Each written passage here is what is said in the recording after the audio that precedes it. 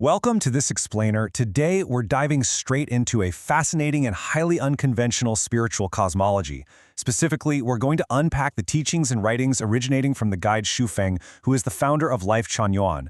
Whether you're deeply familiar with alternative spiritual movements or you're just kind of curious about unique theological frameworks, we're going to neutrally map out exactly how this belief system views humanity's origins, our modern struggles, and the ultimate destiny of the world based directly on the source texts. So let's just get right into it. Here's our roadmap for today. 1. Awakening in modern society. 2. The virtue of questioning. 3. The joy of creation. 4. The building blocks metaphor. 5. The sheep and the deer. And finally 6. The ultimate purification.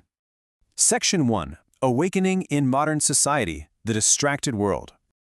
To really wrap our heads around Shufeng's worldview, we actually have to start with how he diagnoses humanity today. The source text suggests that before we can even begin to understand the divine, we have to recognize just how loud and distracting our modern world is. Shufeng references a follower who contrasts their movement with fleeting, viral internet fame. They specifically mention the sensationalism of Muzi Mei's sex diary. The text argues that unlike those quick flashes in the pan, Lifechanyuan acts more like a slow, deliberate yeast. It's not meant to happen overnight. It's meant to slowly and steadily transform society, kind of like finding a hidden gem on top of a mountain that actually requires time and real spiritual labor to reach. And Shufeng draws a really sharp contrast here. Just think about the modern populace for a second. Restless, anxious, completely swept up by the dazzling distractions of TV shows and ads. Essentially just being led by the nose by whatever society's current tide is. On the flip side, you have those who step back to do the quiet, hard work of spiritual reflection. The text makes the point that people who are spiritually lazy just adopt ready-made political or religious ideologies simply because, well, everyone else is doing it, entirely deceiving themselves in the process. Moving right along to Section 2, the virtue of questioning, the Socratic foundation. So how do you break out of this numbness? The text suggests it starts with stopping the treadmill and asking some pretty heavy existential questions. Questions like, what am I actually busy for day in and day out? Where's all of this leading? Shufeng points out that we almost never give ourselves the chance to just sit quietly and ask, is there something fundamentally flawed in the way I'm living? Is there a better path out there? This is a crucial takeaway from Shufeng's teachings. Tracing every single doubt to its absolute root and refusing to just blindly follow the crowd is considered the highest virtue of a Lifechanyuan member.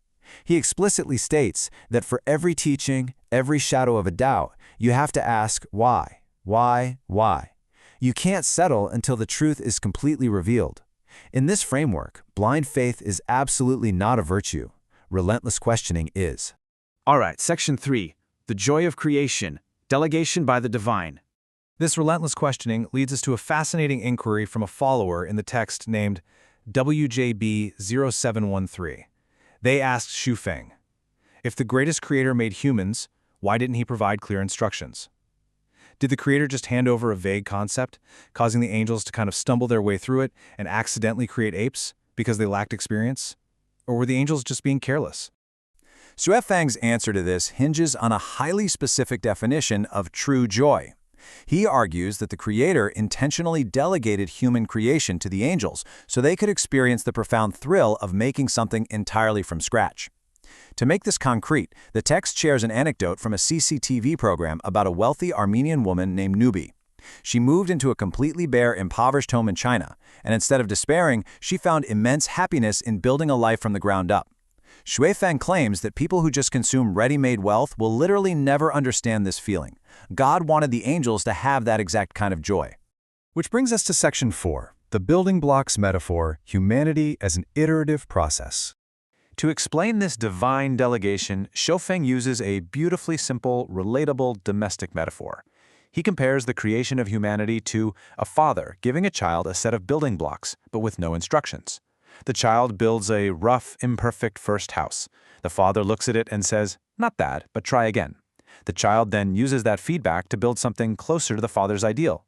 Shufeng even points to the plural language used in the Bible, like, let us make man in our image, arguing that this is proof creation was a collaborative, iterative effort by a group of angels, not just a solo act by the Creator. And he takes this a step further, leaning into his own background as a mechanic to explain why there is divine variation. He notes that if a master mechanic gives 20 different workers the exact same blueprint and parts, the machines they build will perform very differently based on their individual skill levels. He gives a specific example, stating that a German, Japanese, Chinese, and Tanzanian mechanic would produce machines of varying quality, even with the exact same diagram. In Sui Feng's theology, different groups of angels produced variations in humanity based on their own differing skill levels and craftsmanship. Let's look at Section 5, the sheep and the deer, explaining human diversity and profits. That logic prompts a really provocative question from that same follower about the origin of the yellow race. Are they an illegal creation, or were they abandoned by the Creator? This sparks another highly unique allegory from Sui Feng. Su Feng addresses this through a pasture metaphor, framing different races as distinct flocks. Imagine the Creator as a father who originally planned a pasture solely for sheep, but a disobedient son, representing an angel, secretly brings in deer, which represents the yellow race here. The text stresses that a wise and compassionate father wouldn't kill the unplanned deer or banish his son. Instead, he gently redirects them, teaching the son that the deer belong in their own specific place, not mixed in with the sheep's pasture. So how does this theology handle world religions? It actually neutralizes religious conflict. Jesus and Buddha aren't competing deities at all. They're seen as distinct cosmic managers assigned to handle specific flocks. Jesus was sent as a shepherd to separate the sheep from the other animals and guide his lost flock back. Buddha Shakyamuni, on the other hand, was sent by the Creator to be the guide for the deer, teaching them not to cling to the mortal world but to cultivate themselves and return to their celestial home. And that brings us to our final part, Section 6, the ultimate purification, restoring cosmic order. According to Sui Feng's writings, things haven't exactly gone to plan. The text argues that the ancient prophets ultimately failed to maintain order because humanity just stopped listening. The sheep ignore the shepherd, the deer ignore the Buddha, and because of this blending and ignoring of divine management, the world has fallen into irreversible chaos.